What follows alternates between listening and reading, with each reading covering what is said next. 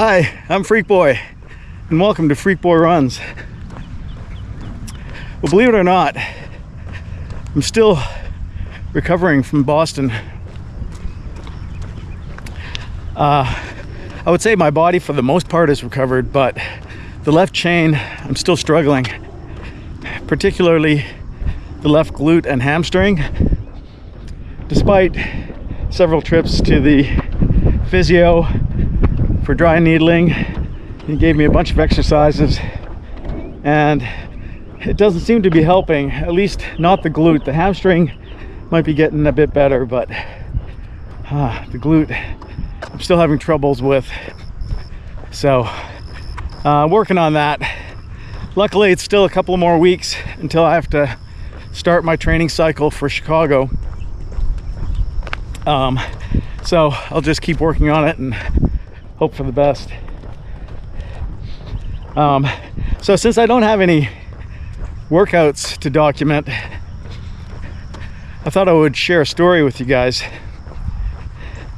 it's a story about how I ended up coming up with my mantra for the Boston Marathon.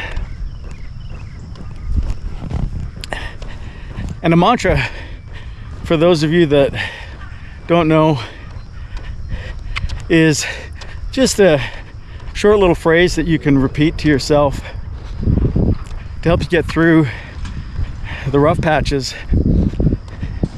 It can be something as simple as, I do hard things, as the answer to the question, why am I doing this to myself? Or, run the mile I'm in. Just to reinforce to yourself to focus on getting through the mile that you're running at that moment and not worrying about the miles that are yet to come. So stuff like that. And there are some endurance runners that I admire that have some phrases as well. They're worth mentioning. I don't know if it's her mantra, but Philly Bowden will always say, love the grind, in reference to just really enjoying the process of endurance training. And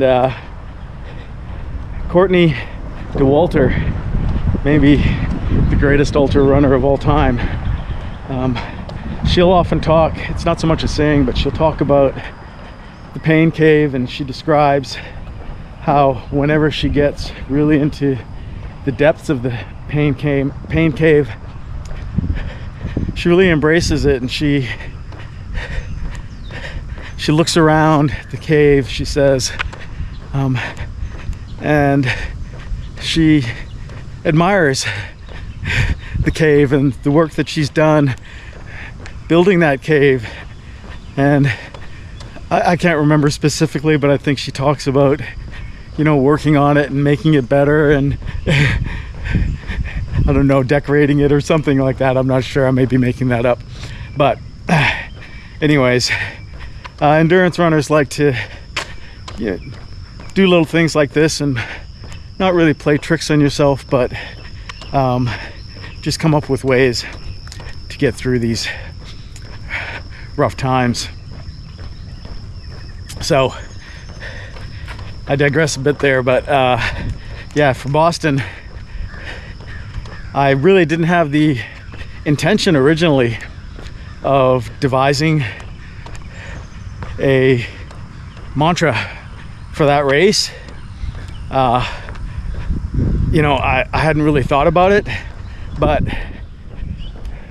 for the 3 nights there leading up to the race after I got to Boston, I had so much trouble sleeping, and I was tossing and turning, and it was particularly bad on the first night.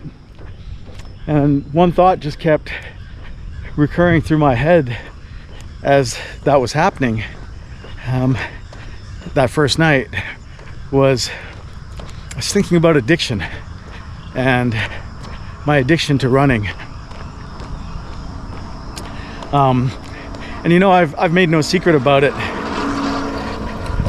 that I've struggled in the past with addiction myself, the bad kind of addiction, alcohol. And yeah, I was just kind of thinking about the differences between them. And I was thinking, you know, things, you know, I've also been, by the way, addicted to cigarettes in the past. So I've had that nicotine addiction, cigarettes and cigars, at different times. And I've had to kick all of those addictions, and that can be tough.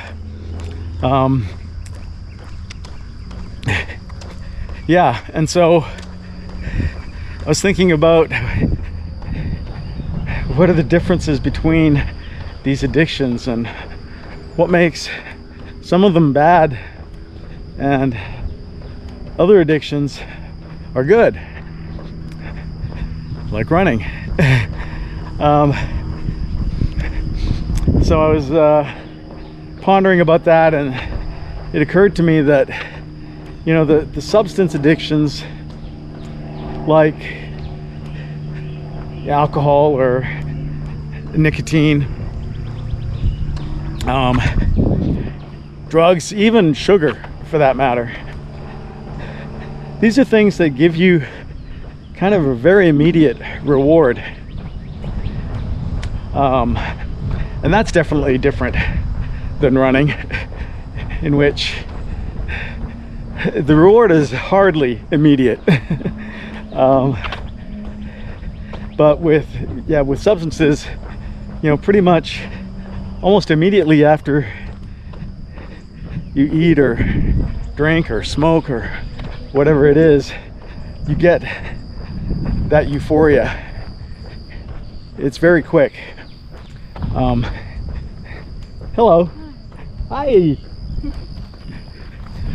Very cute dog. Yeah, that euphoria is pretty much immediate for all of that stuff. And then of course, you know, if you're not careful and you keep going back for that quick, easy hit of pleasure, things can get out of control. And once they do, you know, I know from the several addictions that I've had to try and kick, that it can be tough breaking away from that. Like I said, running, it's not an instant reward, and running is also not a substance. Running is a mindset. So yeah, because you don't have that immediate reward, it's actually far from easy to get addicted to running. Because, you know, there's a lot of pain and frustration and physical and mental anguish that you have to deal with, you know, especially at the beginning, but even really throughout a running career, you have to deal with that stuff. So as an addiction, that's really a big difference. That even though you can get addicted to running, it takes a lot of work to maintain that addiction, as opposed to the substances, which it doesn't take a lot of work to get addicted, but it can take a lot of work to break the addiction. So I thought that was pretty fascinating as I was thinking through it, and in some ways it made tossing and turning all night a little bit worthwhile. In the long run, I think I would have preferred getting some rest so I could have had a better race in Boston, but yeah, at least something interesting came out of it, because, you know, after I got through thinking about all that stuff and thinking about You know how much work it is to maintain the running addiction, you know, because like I said about the substances, you know, it's very easy to, if you're not careful, to fall into the addiction by just keeping going back to that, you know, getting that hit of euphoria. And then very difficult to break out. Running, I just kind of lost my train of thought here. Give me a second.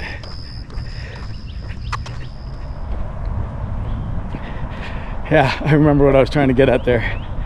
With running, since it's not easy to create that addiction, but it eventually does happen. And in both cases, you know, it kind of happens without you realizing that it did, with both with substances and with running. You're just doing your thing, and then eventually you find that you're addicted. But with the case of running, it's a happy realization when you realize that you're addicted. And it, you know, it takes a lot of work to get that, to achieve, if you want to say it that way, to achieve the addiction to running, to convince yourself to, you know, keep going out there even when it hurts. And I'm not talking about injury hurts, but even when, you know, you're just not feeling it and you just would rather stay in bed all day or be a couch potato, just fighting through all of that ends up being so worthwhile.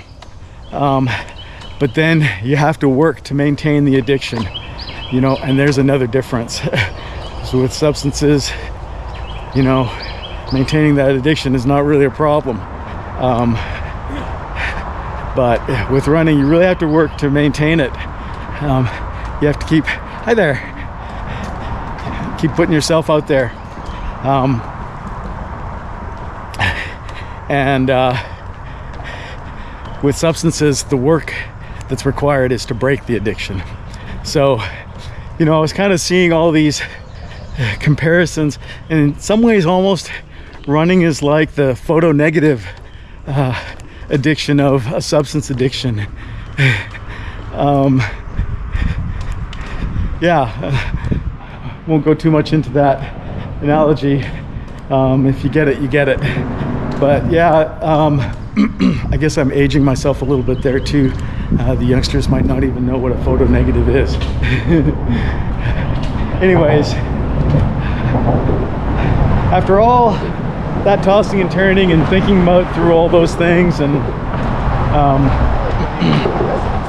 you know, thinking about how much you have to embrace the misery of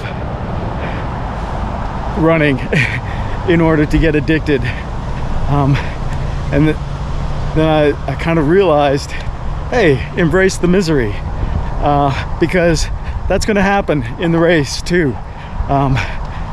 You're going to start hurting, and rather than just dread those miserable feelings, embrace them, because those are the things that got you there. Basically getting through the pain of those interval sessions or those long runs or the strength and conditioning work or whatever the case may be, and embracing that pain and embracing that misery, that's what got you to where you are. And so when it comes, I can't remember who it is. It might even be Courtney Dauwalter as well, who just thinks of the pain as a friend and welcomes the pain in when it happens. And so, oh, hey, there you are. Been wondering when you'd show up, type of thing. And it's just really interesting. And so, yeah, that's the idea I had, was embrace the misery. Don't shy away from it.